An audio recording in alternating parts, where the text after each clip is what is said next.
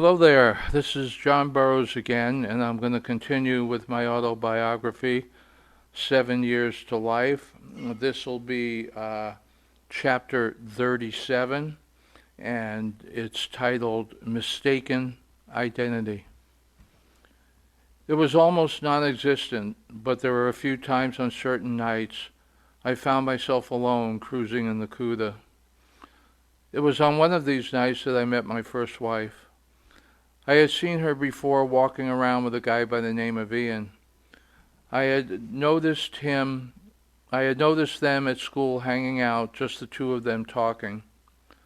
My friends and I was not the only clique that was part of the LSD culture. I had heard that Ian enjoyed his psychedelics. I knew nothing at all about Georgia, who would eventually become my wife. It was hard not to notice them, but it was especially difficult not to notice Georgia.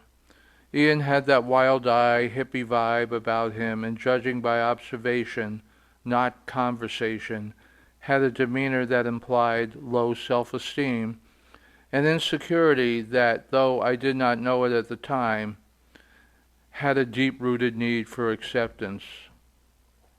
He was not what I would define as the approachable type, and as far as I could tell, Georgia was the only genuine friend he had. This was also the case with Georgia. Aside from Ian, a girl named Sandy appeared to be her only other friend. Georgia and Sandy's personality traits in most ways mirrored those of Ian's, except Georgia had a trapped look in her eyes. It was the kind of look that you would see in a caged dog where dreams were trumped by circumstances. The trait that definitely distinguished Georgia from Ian and Sandy was her stunning physical beauty. It was almost a bizarre version of Beauty and the Beast. The only other woman I have ever known that not only equaled her beauty but also surpassed Georgia's physical beauty is my present wife. I know when you read this you are going to say to yourself that the previous sentence is designed to kiss ass and to keep harmony in my marriage. I assure you that the statement is true, and when one look at Christina pictures on the day of our marriage will alleviate any doubt you might have about the statement's authenticity.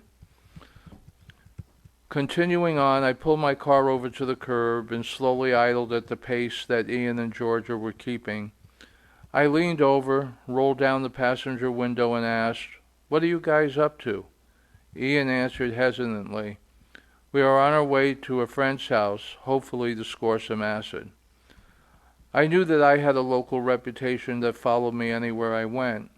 The two things that people said about me the most, and this came from people who knew me well, were that I enjoyed dropping acid and that I was highly unpredictable.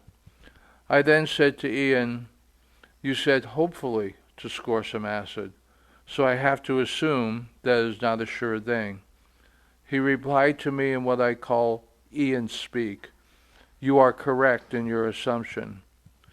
I once again leaned over, pushed open my passenger door, and threw the back part of the front seat forward and said, "If this is the case, then kindly step into my traveling Fillmore auditorium, where there is plenty of acid and more for the three of us.